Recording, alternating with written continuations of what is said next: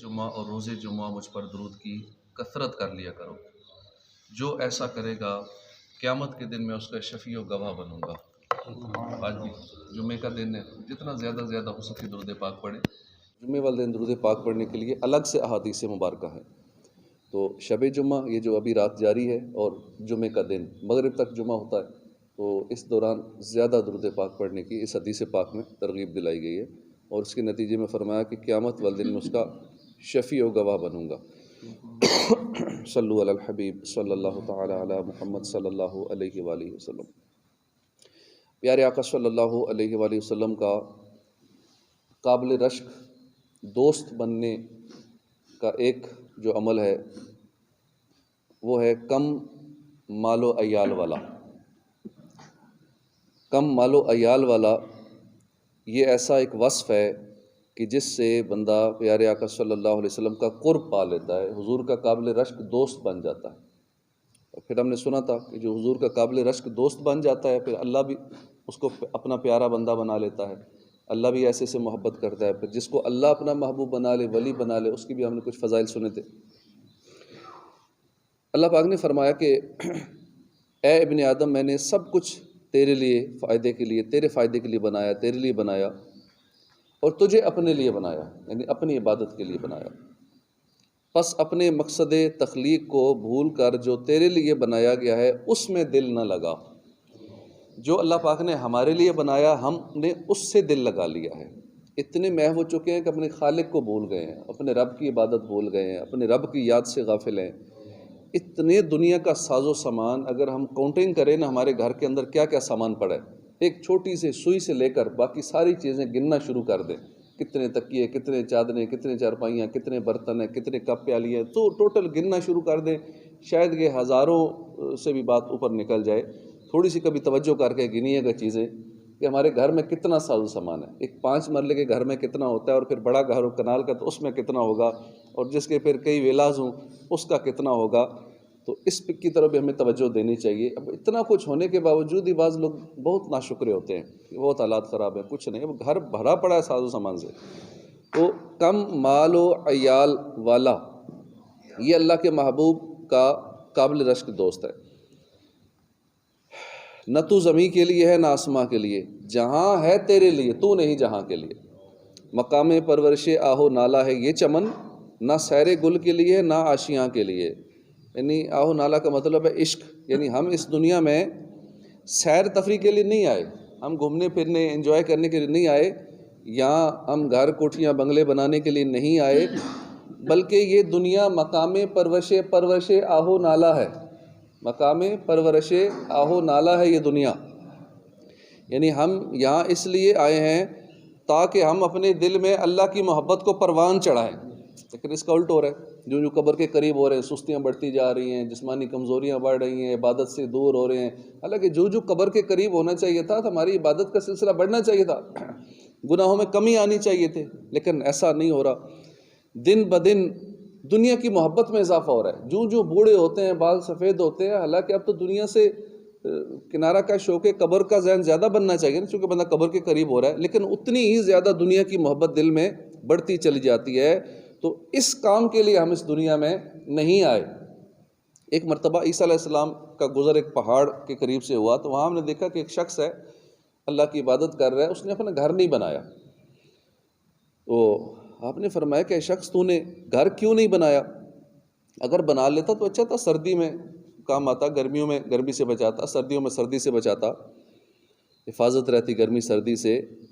اس نیک آدمی نے عرض کی کہ اے روح اللہ علیہ السلام، مجھے آپ سے پہلے نبیوں کی خدمت کا موقع ملا ہے، سعادت ملی ہے، تو ان نبیوں نے مجھے بتایا کہ تیری عمر 700 سال ہے۔ صرف نبیوں نے مجھے بتایا کہ صرف تیری عمر 700 سال ہے۔ لیکن یہ بھی غیب کی خبر دی ہے نا، انبیاء کرام کو اللہ پاک جسے چاہتا ہے غیب کی خبریں دیتا ہے، اور وہ پھر بعض صورتوں میں بتا بھی دیتے ہیں۔ تو نبیوں نے مجھے بتایا تیری عمر صرف 700 سال ہے۔ تو جب میں نے اسحاب لگایا کہ میری صرف 700 سال عمر ہے، اتنی تھوڑی سی مدت ہے، اگر میں گھر بنانے میں لگ گیا تو پھر عبادت کب کروں گا؟ بیچ میں سے اتنا عرصہ تو گھر بنانے میں، ان گھر کے لیے کمانے میں بھی، مال جوڑنے میں لگ جائے گا، تو پھر میں اللہ کی عبادت کیسے کروں گا؟ ویسی عمر تھوڑی ہے، اور ہم اپنی حالت دیکھیں کہ ہماری عمریں کتنی ہیں. کنفرم ہے ہمیں کہ ہماری 60-70 سال سے اوپر کوئی جاتا ہے، کوئی اکا دکا، ورنہ یہی ہمارا اینڈ ہو جاتا ہے. اوسطاً 60 سے 70 سال یہ ہماری اس وقت اس امت کی عمریں ہیں. ہمارے جو جینے کا انداز ہے ایسا ہے کہ جیسے ہم نے کبھی جانا ہی نہیں ہے، جیسے ہم نے ہمیشہ دنیا ہی میں رہنا ہے. حرص ہے، لالچ ہے، دنیا دنیا دنیا، بس ہر وقت دنیا ہی فکر ہے. آخرت کے لیے ہم کتنے گھنٹے سوچتے ہیں روزانہ کہ میں نے مرنا بھی ہے، قبر میں ہی جانا ہے، وہاں کیا بنے گا، نزع میں کیا بنے گا، حشر میں کیا ہوگا. 24 گھنٹے دنیا کے بارے میں سوچ رہے ہیں. عالیشان محلات بناتے ہیں، یا ان کی خواہش رکھتے ہیں. بنا نہیں سکتے تو کم از کم خواہش ہوتی ہے، یار فلاں کا ایسا میرا بھی ایسا ہونا چاہیے، فلاں کا ولا ہے میرا بھی ہونا چاہیے. قبر میں اترنا ہے، حشر میں اٹھنا ہے، میزان نے عمل پر پہنچنا ہے، ہر عمل کا حساب دینا ہے، پل صراط سے گزرنا ہے. اس کی کوئی فکر نہیں. کاش ہمیں فکر آخرت نصیب ہو جاتی. غم روزگار میں تو میرے اشک بہ رہے ہیں، تیرا غم اگر رلاتا تو کچھ اور بات ہوتی. نہ فضول کاش ہنستا، تیری یاد میں روتا، تیری یاد میں تڑپتا، مجھے چین ہی نہ آتا تو کچھ اور بات ہوتی. یہی آہ فکر دنیا میرا دل جلا رہی ہے، غم ہجر گر ستاتا تو کچھ اور بات ہوتی. دنیا کے غم میں رل رہے ہیں، رو رہے ہیں، پریشان ہیں، کیوں نہ مدینے کے غم میں روئیں، حضور کی یادوں میں روئیں. غم ہجر گر ستاتا تو کچھ اور بات ہوتی. تو اللہ پاک ہمیں مال کی محبت سے محفوظ فرمائے. ایمان کی مضبوطی اور اخلاق و کردار کی درستی اسی میں ہے کہ بندہ ہر پل موت، قبر، آخرت کو یاد رکھے. لیکن دنیاوی مال کا ایک بہت برا اثر یہ ہے کہ مال کی محبت انسان کو غافل کر دیتی ہے. جتنی محبت دل میں بڑھتی چلی جائے گی مال کی، دنیا کی، آخرت سے غافل کر دیتی ہے، اتنا زیادہ دنیا میں دل لگنا شروع ہو جاتا ہے. دنیا کی محبت ہی وہ چیز ہے جو انسانوں کو گناہوں اور برائیوں کے گہرے گڑھے میں دھکیل لیتی ہے. اس لیے ہمارے آقا صلی اللہ علیہ وسلم نے فرمایا کہ اے لوگو جائیداد نہ بناؤ. حدیث پاک ہے، لا تتخذوا الضیعۃ، اے لوگو جائیداد نہ بناؤ، ورنہ کیا ہوگا، اس کا نقصان کیا ہوگا، ورنہ دنیا کے ہو کے رہ جاؤ گے. ہمارے دل سے نکل جائے الفت دنیا، دے دل میں عشق محمد میرے رچا یارا. اب دل میں خیال آ سکتا ہے کہ فلاں عالم دین ہے، فلاں پیر صاحب ہے، وہ تو اتنے امیر ہیں، اس کے پاس اتنا سارا سامان ہے، اور واقعی ہے بھی ایسا. فلاں پیر صاحب جی انگلینڈ میں رہتے ہیں، فلاں پیر صاحب فلاں جگہ رہتے ہیں، ان کے جی اتنے ارب ڈالر کے اثاثے ہیں، فلاں کے اتنے ہیں، فلاں کے اتنے ہیں، فلاں کے اتنے ہیں. اب فوراً ذہن میں آتا ہے فلاں مولوی صاحب وہ تو پراڈوں میں پھرتا ہے، فلاں پیر صاحب تو اس کے گاڑی ہیں 4-5 کروڑ کی ہیں. اب ذہن میں یہ وسوسہ آ سکتا ہے. تو یاد رکھیے دنیا کا سامان زیادہ ہونے سے کوئی فرق نہیں پڑتا. اصل چیزیں دو ہیں، دل میں دنیا کی حرص نہ ہو، بندہ حل من مزید، یعنی اور ملے اور ملے اور ملے، یہ سوچنا ہو. ہاں ان میں سارے بھی پیر ایک جیسے نہیں، اچھے بھی لوگ بھی ہیں، فقیر لوگ بھی ہیں، امیر اہل سنت جیسے بھی ہیں. دوسری چیز ہے کہ جو کچھ اللہ پاک نے عطا فرمایا ہے بندہ اس میں مشغول نہ ہو جائے. اللہ کے عطا کیے ہوئے مال کو اللہ کی راہ میں آخرت کے لیے استعمال کرے. اگر یہ دو چیزیں نصیب ہو جائیں تو دنیا کا مال کم یا زیادہ ہونے سے فرق نہیں پڑتا. جیسے سیدنا عثمان غنی بہت مالدار صحابی تھے رضی اللہ عنہ. آپ کی شان یہ ہے کہ عشرہ مبشرہ میں سے ہیں، یعنی مالک جنت قاسم نعمت صلی اللہ علیہ وسلم نے اپنی زبان مبارک سے جنت کی گارنٹی دی دنیا میں. اتنے مالدار ہونے کے باوجود جنتی ہیں. کیوں؟ اس لیے کہ مالدار ہونا یہ جنت سے محرومی کا سبب نہیں ہے.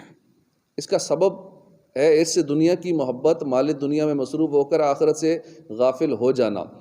بس اس سے ہم نے بچنا ہے کہ ٹھیک ہے اللہ نے جو عطا فرمائے. ایک تو ہم نے ایسا نہیں کرنا کہ مال کی محبت میں اتنا کھو جائیں کہ پھر نمازیں چھوڑ دینی ہے، اپنے کاروبار میں، جاب میں یا دیگر کاموں میں اتنا لگ جانا ہے کہ نماز کی پرواہ نہیں ہے، عبادت کی فکر نہیں ہے، ذکر و اذکار سے غفلت ہے. یعنی آخرت کا نقصان ہو رہا ہے صرف مال کے چکر میں. تو یہ نقصان دہ چیز ہے. ہاں اگر اللہ کی عبادت میں لگے ہوں اور ساتھ ساتھ آ رہا ہے، پیسے انکم آ رہی ہے، دیگر نظام آسان رزق حلال مل رہا ہے تو اس میں حرج نہیں ہے. ساتھ زکوٰۃ بھی دیں، اللہ کی راہ میں خوب خرچہ بھی کریں. لیکن ساتھ آخرت کا نقصان کرنا صرف اسی میں پڑھ کے یہ درست نہیں ہے. حب دنیا سے تو بچا یا رب، عاشق مصطفیٰ بنا یا رب، کاش لب پر میرے رہے جاری، ذکر آٹھوں پہر تیرا یا رب. یعنی اللہ کی یاد سے ہم غافل نہ ہوں. 24 گھنٹے میں سے زیادہ وقت ہمارا اللہ کی یادوں میں گزرے. اسی طرح ایک اور عمل ہے جو پیارے آقا کا قابل رشک دوست بنانے والا ہے، وہ ہے کثرت سے نماز پڑھنا۔ یہ 5 نمازیں جو روزانہ کی فرض ہیں وہ تو پڑھنی ہے نا، اس کے ساتھ ساتھ بندہ نفل نمازوں کی کثرت کرنے والا ہو، مثلا تہجد گزار ہو، اشراق و چاشت کا پابند ہو، جیسے ابھی سورج نکلے گا تو اس کے 20 منٹ بعد اشراق کا ٹائم شروع ہو جائے گا، اشراق و چاشت کی پابندی کرے، اوابین کے نوافل ہیں مغرب کے بعد، اب 6 رکعتیں پڑھنی ہوتی ہیں، اس کو شارٹ کٹ یوں پڑھ سکتے ہیں، الگ 6 پڑھ لیں تو اور ثواب ہے، لیکن کم از کم 2 سنتیں، 2 نفل مغرب کے اور 2 نفل ایکسٹرا ساتھ ملا لیں، کٹھی 6 کی نیت کر لیں تو چلو اوابین کا ثواب مل جائے گا۔ تھوڑی سی توجہ کرنے سے 12 سال کی عبادت، لیکن کتنی شیطان سستی دلاتا ہے کہ 1-2 منٹ بچانے کے لیے بندہ 12 سال کی عبادت سے محروم ہو جاتا ہے۔ اسی طرح اشراق و چاشت 2 رکعتیں پڑھنی ہے، کتنا ٹائم لگنا ہے؟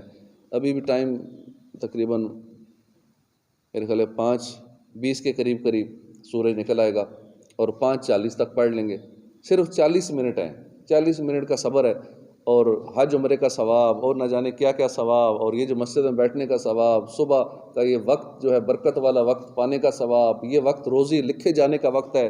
اب رب نے ہماری روزی لکھنی ہے، ہمارا رزق لکھنا ہے، اور ہم اس وقت اپنے کاموں میں لگ جائیں گے، سوتے رہیں، تو کتنی غفلت کی بات ہے۔ تو یہ وقت ہمیں جاگ کر علم دین سیکھتے ہوئے جیسے ہمارا گزر رہا ہے، یہ بڑی خوش نصیبی ہے۔ اس وقت ہزاروں لوگ سو رہے ہیں، اپنے ارد گرد دیکھ لیں، یہاں بھی کتنی عوام گھروں میں اس وقت سو رہی ہے، جن کی نمازیں قضا ہو جاتی ہیں، روزانہ فجر نہیں پڑھتے، 4 پڑھتے بھی ہیں کئی لوگ، وہ بھی تھوڑے ہیں، ان کی بھی فجر تقریباً مس ہو جاتی ہے۔ تو یہ صورتحال ہے، تو اللہ نے چند ایک کو چن لیا ہے، تو اس پہ اللہ کا شکر ادا کرنا چاہیے کہ اللہ پاک ہمیں توفیق عطا فرما دیتا ہے نماز پڑھنے کی، یہاں بیٹھنے کی، اشراق و چاشت پڑھنے کی۔ ورنہ اشراق و چاشت تک بیٹھنا، اگر آپ سروے بھی کر لیں مساجد کا، تو شاید ہی کسی اکا دکا مسجد میں آپ کو نظر آئے کوئی نماز کے بعد ایسے بیٹھتا ہو۔ تو ہاں کہیں کہیں درس ہوتا ہے تھوڑی دیر 10-12 منٹ، لیکن درس کے بعد بھی چلے جاتے ہیں۔ اشراق و چاشت تک بیٹھنا شاید ہی آپ کو کہیں نظر آئے، ڈھونڈے سے نظر آئے، ہزاروں مسجدوں میں جائے نا تو کوئی 2-4 شاید مل جائیں کہ جس میں لوگ اشراق و چاشت تک بیٹھتے ہوں، اور پھر اشراق چاشت پڑھ کے ایصال ثواب کر کے، جو ایک ہمارا معمول ہے، اس انداز میں یہ کام کرتے ہوں۔ ٹھیک ہے، اس ٹائم سستی ہوگی، اگر رات کو نیند نہیں پوری کی تو پھر نیند کے جھٹکے بھی آ رہے ہوتے ہیں، یا نیند کے جھٹکے بعض کا تو جو جگر کی بیماری ہے وہ اس کی وجہ سے بھی ہوتے ہیں، تو اس کے لیے پانی پینا چاہیے، صبح شہد ملا کے اس میں لیمو ڈال کے نیم گرم پانی یہ روٹین رکھیں تو یہ نیند والا مسئلہ بھی ختم ہو جائے گا کہ نماز کی حالات میں یا درس سنتے ہوئے، نماز میں بھی عموماً نہیں آتی، لیکن یہ درس سنتے ہوئے، بیان سنتے ہوئے، سبق پڑھتے ہوئے بے وقت نیند چڑھنا، اس کا ہم علاج کرنا چاہیے۔ ایک تو نیند پوری کرنی چاہیے، اور پھر اس کا دیگر جو علاج ہے وہ بھی کرنا چاہیے۔ تو نماز کی پابندی یہ ضروری ہے، اور پھر فرض نمازوں کے علاوہ تہجد، اشراق و چاشت، اوابین وغیرہ یہ نوافل پڑھنا، پھر رات کے نوافل کی عادت بنانا، ان سے ہٹ کے مزید نوافل ایکسٹرا پڑھنا، تو ایسا جو خوش نصیب ہے اس کے بارے میں حضور نے فرمایا کہ یہ میرے دوستوں میں سے قابل رشک دوست ہے۔ کیا شان ہے نوافل کی کثرت کرنے والوں کی، اللہ پاک ہمیں بھی توفیق نصیب فرمائے۔ ہمارا حال تو یہ ہے کہ فرض نمازیں بڑی مشکل ہیں ہمارے لیے، مشکل سے پوری کر پاتے ہیں۔ کتنے ایسے لوگ ہیں جو نماز نہیں پڑھتے، نمازیں قضا کر ڈالتے ہیں، جو پڑھنے والے ان میں 5 نمازوں کے بہت پابند جو ہے نا وہ کم ملیں گے، اور خاص کر جب مصروفیت کے ہمارے ہیں چونکہ زیادہ رقبہ زراعت کا ہے، تو اس وقت زمینداروں میں سے اکثریت ہے زمینداروں کی جو نماز نہیں پڑھتے، جو نمازی بھی ہیں نا وہ کھیتوں میں جا کے نماز نہیں پڑھ رہے۔ گندم کی کٹائی اس وقت جاری ہے، اور ہماری اچھی خاصی عوام کھیتوں میں ہوتی ہے ان دنوں میں، خاص کر افراتفری مچی ہوئی ہے، صبح اس ٹائم نکل جاتے ہیں، نماز سے دور ہیں۔ ہاں یا فجر ہو سکتا ہے چند خوش نصیب پڑھ لیتے ہوں، باقی نمازیں کیوں نہیں پڑھ رہے؟ وہ جی ساتھ وضو نہیں رہتا، ادھر وضو کی جگہ نہیں کھیتوں میں، یہ نہیں ہے تو وہ نہیں ہے، وضو گھر سے کر کے چلے جائیں، جگہ نہیں ہے تو، یا 5-10 منٹ نکال کے جا کے آبادی میں جا کے وضو کر کے آ جائیں، تو ساتھ کوئی چیز جائے نماز لے جائیں، کوئی اور لے جائیں۔ تو میں اپنے ساتھ چادر لے گیا تھا، وہیں بچھائی، نمازیں پڑھی میں نے، تو حیران ہوتے تھے کہ آپ نماز پڑھ رہے ہیں ادھر، میں نے کہا پڑھ سکتے ہیں نا، چادر ہے نا جو بچھا کے ہم جائے نماز بالفرض نہیں لائے تو چادر بچھا کے نماز پڑھ لیں، یا ویسے زمین پاک ہوتی ہے وہاں نماز پڑھ لیں۔ تو وضو، میں نے کہا وضو تو ہم گھر سے کر کے آ جاتے ہیں، وضو اپنا رکھ لیں، نہیں بھی ہے تو وضو کرنے چلے جائیں، اور بالفرض 1 کلومیٹر کے ایریا میں پانی نہیں ہے، غالب گمان ہے تیمم کر لیں۔ لیکن آج کل آبادیاں اتنی نہیں ہے کہ ویرانہ بہت زیادہ ہو، قریب قریب آبادیاں ہوتی ہیں، بندہ جا کے وضو کر سکتا ہے۔ تو جس نے کرنا ہے اس کے لیے آسان ہے، نماز پڑھنا بھی آسان ہے، وضو کرنا، اہتمام کرنا آسان ہے۔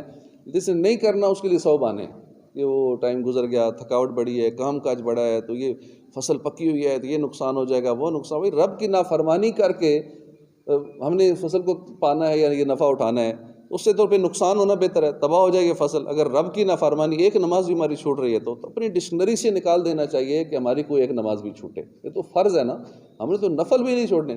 اشراق و اجتہاد توابین تہجد بھی ہماری ڈکشنری میں نہ ہو کہ ہم نے یہ بھی نہیں چھوڑنی زندگی میں، ایسا ہمارا اللہ کرے ذہن بن جائے اور توفیق بھی نصیب ہو جائے۔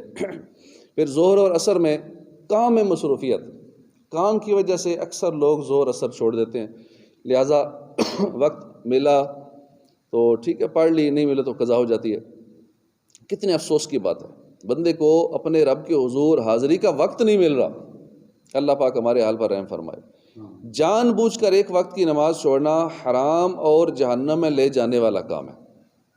قرآن پاک میں نا ترجمہ کنز العرفان، تو ان کے بعد وہ نالائق لوگ ان کی جگہ آئے جنہوں نے نمازوں کو ضائع کیا۔ نمازوں کو چھوڑنے والا اس کو نالائق فرمایا جا رہا ہے کہ اتنا نالائق آدمی، اور اپنی خواہشوں کی پیروی کی تو ان قریب وہ جہنم کی خوفناک وادی غی سے جا ملیں گے۔ تو ہمیں چاہیے کہ نماز سے محبت کریں۔ نماز ہمارے آقا و مولا صلی اللہ علیہ وسلم کی آنکھوں کی ٹھنڈک ہے۔ بھلا وہ کون سا عاشق رسول ہوگا جو اپنے محبوب کی آنکھوں کو ٹھنڈک نہ پہنچانا چاہے؟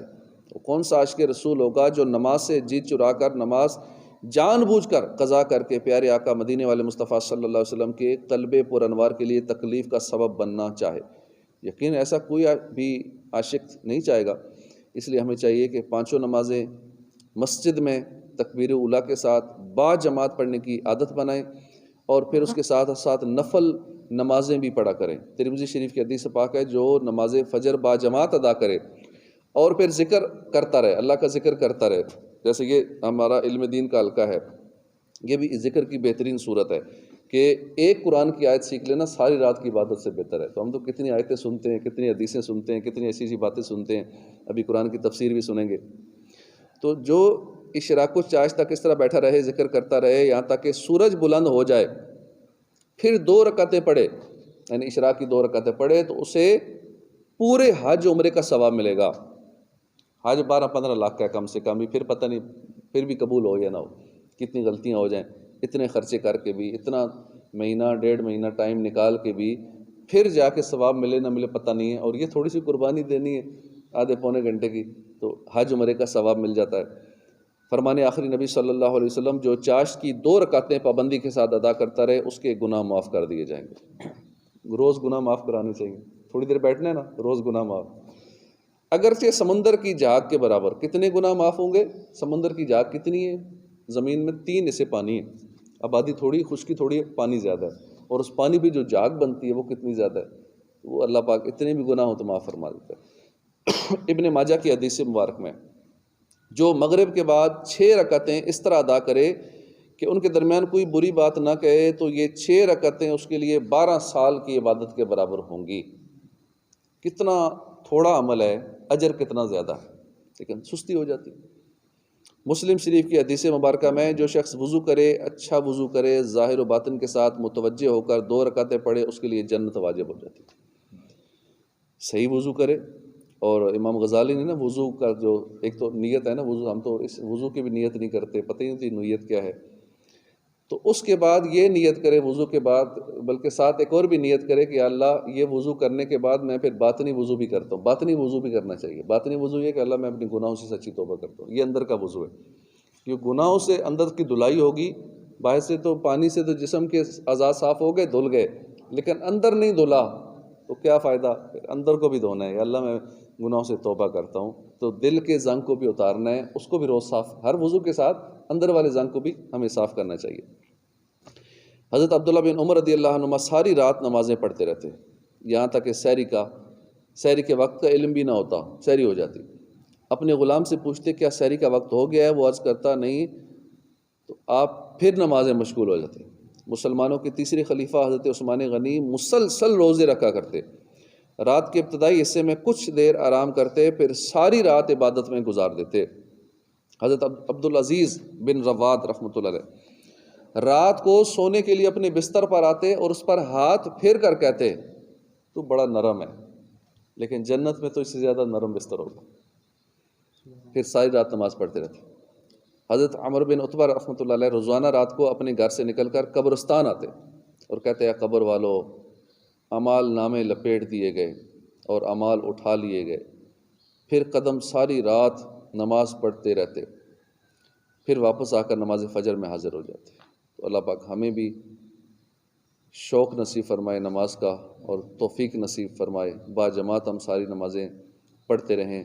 اور جہاں اور بہت سارے فائدے ہیں وہاں یہ بھی فائدہ ہے کہ یہ عمل کرنے سے، کثرت سے نمازیں پڑھنے سے بندہ حضور کا دوست بن جاتا ہے۔ حضور کا دوست پھر وہ اللہ کا ولی بن جاتا ہے۔ اللہ کا ولی بنتا ہے پھر اللہ پاک اسے گناہوں سے بچا لیتا ہے، اس کی روزی کا خاص انتظام فرما دیتا ہے، اس کی ٹینشنیں پریشانیاں دور فرما دیتا ہے۔ وہ دعا مانگتا ہے تو اللہ اپنے ولی کی دعا کو رد نہیں کرتا، اسے نزع کے وقت اللہ پاک اس کا ایمان سلامت رکھتا ہے، اس کو جنت عطا فرماتا ہے، اس کو جہنم سے محفوظ رکھتا ہے۔ کیونکہ جو اللہ کا پیارا ہو جاتا ہے اسے پھر یہ سارے فائدے ہوتے ہیں، اسے پھر دنیا میں بھی فائدے ہوتے ہیں، اسے قبر و حشر میں اس کے ہر جگہ فائدہ ہی فائدہ ہوتا ہے۔ اس کے لیے ہم نے یہ اعمال کرنے ہیں جو ہم نے سنا ہے۔ اللہ عمل کی توفیق عطا فرمائے۔ آمین بجاہ النبی الامین صلی اللہ علیہ وآلہ وسلم۔